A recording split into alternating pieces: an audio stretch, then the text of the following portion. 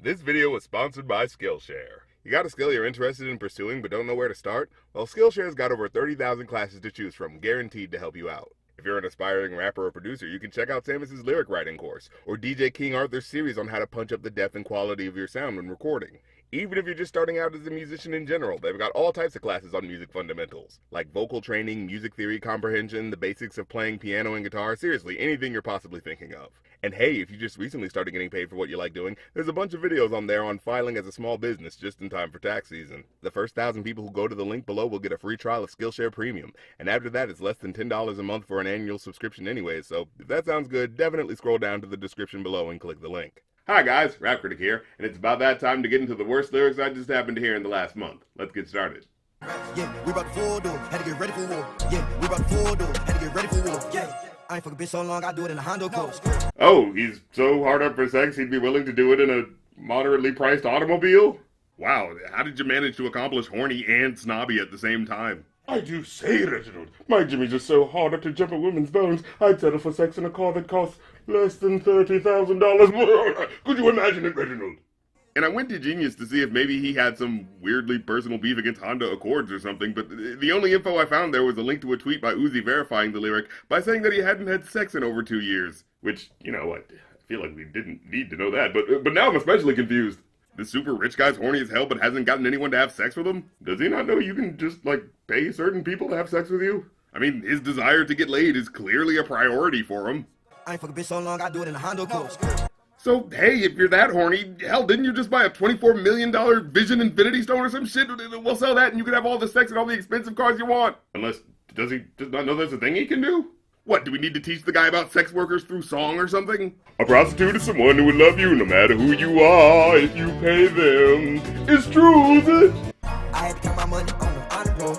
I just took that bitch shopping behind stores. Oh wait, he just said here that he has had sex. Well, wait, behind the store? Like, where all the company dumpsters are that smell like toxic ass? Since when the hell did sex in a $22,000 car become lower class than having sex next to a dumpster in this country? Man, our economy must be in a fucking tank.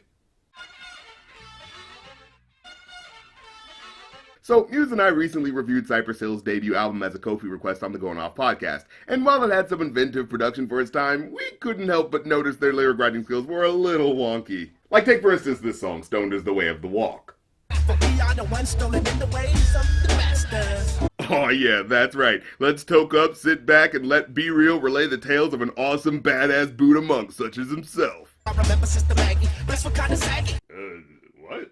Used to sell me Buddha out of fucked up little baggies. Oh. Honeyed up for 20 even when I had no money. Oh, okay, so she's like a cool chick that helps you out with some free weed on the side sometimes.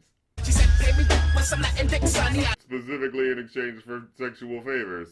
And it's not like this leads to some fun, goofy story or anything. He just kind of randomly brings it up and clearly seems uncomfortable about it. Just for some load, she wanted me to bone out the meaning. You think you know what I'm meaning? Yeah, I get exactly what you're meaning. That's why it's weirding me out. This ain't no exploitation. I think it kinda is.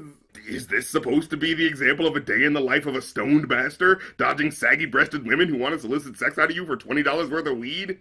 Oh man, being a stoned master is not nearly as cool as I thought it was gonna be. Ruffians, MG. Now okay, for the most part, Lil Durk makes drill music. And sure, it's not a super deep subgenre known for tongue-twisting rhymes or anything like that. But when you say certain stuff, especially at the start of your verse, I can't help but think about it. I know a rich nigga homeless, got me a deal, ain't homeless, yeah. What's he trying to say now? Okay, let's break this sentence down real quick. I know a rich nigga homeless. You know a rich guy who's homeless? Why is he homeless? That doesn't make any sense. Why would any person who has money not buy a place to live? Unless he's like one of those really dedicated reduce your carbon footprint type guys. And what's that supposed to mean in the context of the following line? I know a rich nigga homeless, got me a deal, ain't homeless, yeah. Is he saying like, yeah, that other guy may be all economically conscious and shit, but fuck all that. When I get my money, I'm living in a house. I like my beds warm, goddammit. Or is he talking about himself the whole time? I know a rich nigga homeless, got me a deal, ain't homeless, yeah. Like I was homeless, but now I'm not. But wait, he described himself as a rich nigga during the part where he said he's homeless, so then that can't be what he means then, right? But then, I don't know what else he could be saying.